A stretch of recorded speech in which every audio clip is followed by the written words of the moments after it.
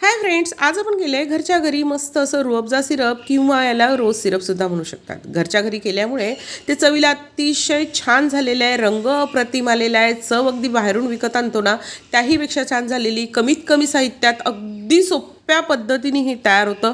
तुम्हीसुद्धा नक्की करून बघाल, तुम्हालासुद्धा आवडेल.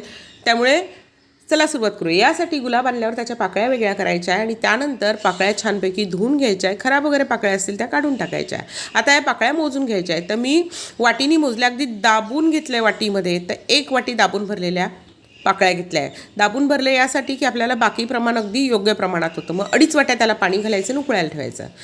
गुलाबाला 1-2 उकळी आली की गुलाब पाण्याला की लगेच त्यातला रंग पाण्यामध्ये उतरतो. त्यानंतर आपण काय करायचं, एक बीट घ्यायचं आहे, बिटाचे सोलून घ्यायचं आहे आणि त्याचे पाव वाटी तुकडे आपण यामध्ये घालायचे आहे.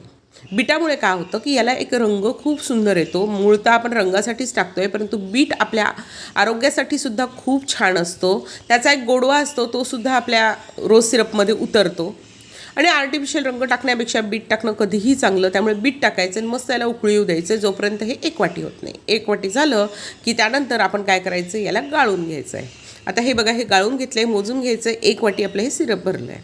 1 वाटी हे पाणी भरलं आहे, त्यामध्ये 2.5 वाट्या साखर घालायची. बघा, आपण उकळताना पाणी 2.5 वाटी घातलं, तसंच इथे साखरसुद्धा 2.5 वाटीच घालायची आणि याला छान उकळायला ठेवायचं. मध्ये मध्ये ढवळत राहायचं आहे. वर मळी आली तर ती मळीसुद्धा काढून टाकायची आहे.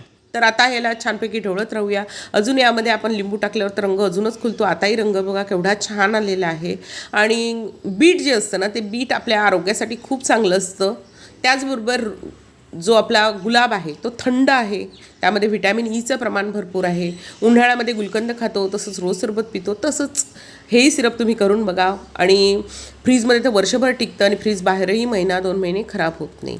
आता हे थोडंसं थंड झालं म्हणजे गॅस बंद केल्यावर अगदी 2 मिनिटांनी 1 लिंबाचा रस घालायचा, यामुळे क्रिस्टलायझेशन कमी होतं. त्याचबरोबर असेल तर केवडा इसेन्स घाला किंवा रोज इसेन्स घातला तरी चालेल आणि मस्तपैकी एकत्र करायचं. मी रोज इसेन्स घातलेला आहे आणि तुम्ही बघा थंड झाल्यावर कसं मस्त असं झालेलं आहे. असं हे रोज सिरप नक्की करून बघा.